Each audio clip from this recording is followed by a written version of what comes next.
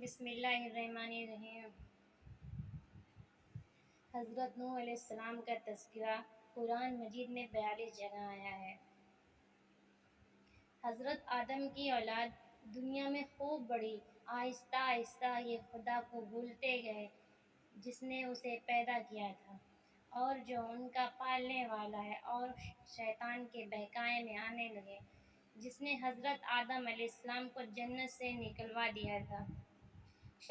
ان سے مانگتے، حالانکہ یہ مٹی اور پتھر کے لیے بھی کچھ نہ کر سکتے تھے، ان کے لیے کیا کرتے؟ اللہ تعالیٰ جو اپنے بندوں سے بڑی محبت رکھتا ہے، اس کو یہ کبھی گوارا نہیں کہ اس کے بندے شیطان کے بہکاوے میں آ کر اللہ کے علاوہ کسی اور کی عبادت کرنے لگے اور اس کی سزا میں مرنے کے بعد دوزخ میں جلے۔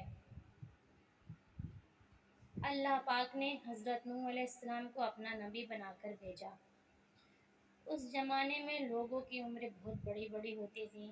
حضرت نوح علیہ السلام 950 سال تک اپنی قوم میں وعظ کرتے رہے کہ اے لوگوں، صرف ایک اللہ کی عبادت کرو اور میرا کہا مانو، وہ تمہارے گناہ بخش دے گا۔ لیکن لوگوں نے حضرت نوح علیہ السلام کی باتوں کو نہ مانا اور اپنے کانوں میں انگلیاں دے دی اور کپڑے اوڑھ لیے تاکہ حضرت نوح علیہ السلام کی آواز کانوں تک نہ پہنچے۔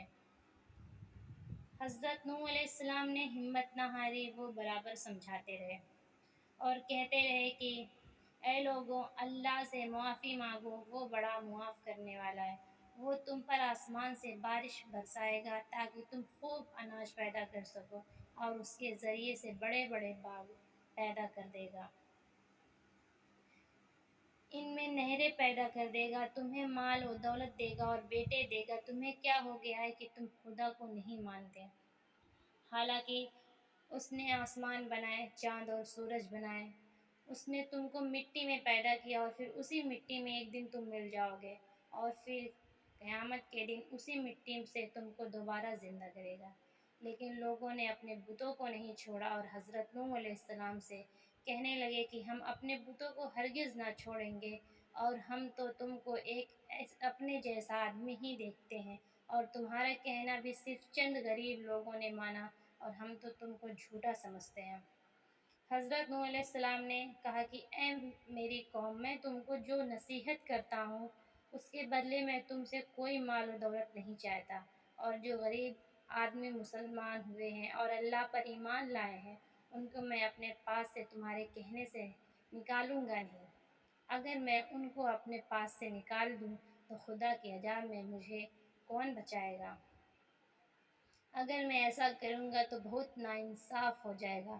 ان کی قوم کے لوگوں نے کہا اے نوح، ہم نے جھگڑا بہت کر لیا، اب تم سچے ہو تو صرف عذاب سے تم ہم کو ڈراتے ہو، وہ لے آؤ۔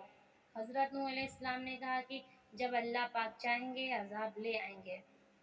اللہ تعالیٰ نے حضرت نوح علیہ السلام کو وحی کے ذریعے سے حکم بھیجا کہ تمہاری قوم میں جو لوگ ایمان لا چکے ہیں ان کے اور کوئی ایمان نہ لائے گا، تم غم نہ کرو، ایک کشتی بناؤ